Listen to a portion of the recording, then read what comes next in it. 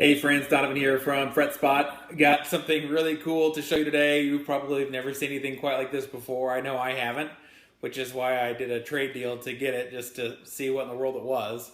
It's an interesting bass made by a Finland luthier, and this is a company called Amfisound. What in the world is this thing called? You'd think I would know that. That should be the first thing I should look up before I start talking about this bass. Amfisound. AMFI sound, and this is the Hellbass. Okay, so check this thing out. This thing is nuts. Let me tell you what's going on. And I've got my notes off to the side here. I'm gonna have to look at it because there's a lot going on here. So it's a 6-string, as you can see that, right? But the thing that's really unique is this little channel thing that's here. Okay, so here's what's going on. Basically, on the red side here, you've got a 4-string bass, and it's at a 32-inch scale. Okay, this 4-string bass. That means the strings feel like, they just feel really good. They feel a little loose, which for a 4-string, I usually kind of like them loose. They're easier to play. It's easier to play fast and get a real spanky kind of sounds really nice. They don't like flap around or rattle or anything like that. Not that kind of loose. And then on the bottom 2 strings, this is a 36-inch scale with an additional 2 frets, okay? So here's the deal. And you can tune these things, obviously, to whatever you want. But they're designed to be tuned to low A. So you know on a 5-string, you got your low B. Well, this is low A, okay? And then, and so that's that low A. And then low E, okay? So an octave below the E on the 4th string on a 4-string bass. Isn't that crazy? Really, really nuts. They don't flap or buzz. I don't have it plugged in where you can hear it direct. You'll hear it on the video. But the key to that is having the proper gauge of strings. Some people have tuned them different. Let's see. There was a guy who had owned this bass before. Was saying, where is he saying? He said that he would tune the bottom string down to F sharp.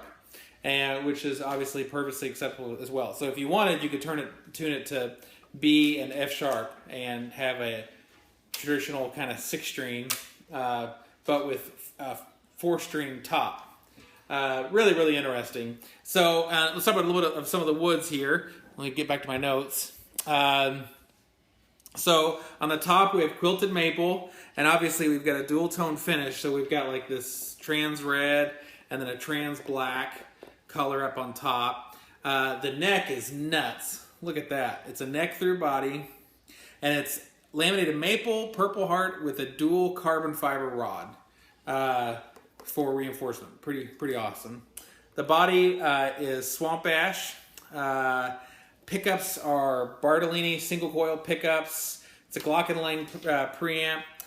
Hip shot bridge, Godot tuners, Shaler strap locks, and weighs 11 pounds, 13 ounces, which is not bad for a bass that can literally make you crap your pants. So I think that's probably a pretty good thing. This bottom gauge string is a 175. So that's a big boy right there.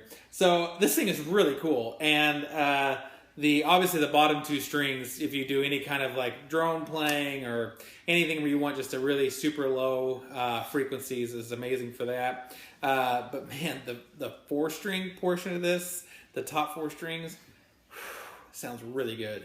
Anyway, I had a lot of fun playing this. So check it out. I played a few things with it and try to give you a couple different sounds, and made sure that I mixed in a fair amount of the brown note strings. So enjoy. Oh, and hey, this is for sale.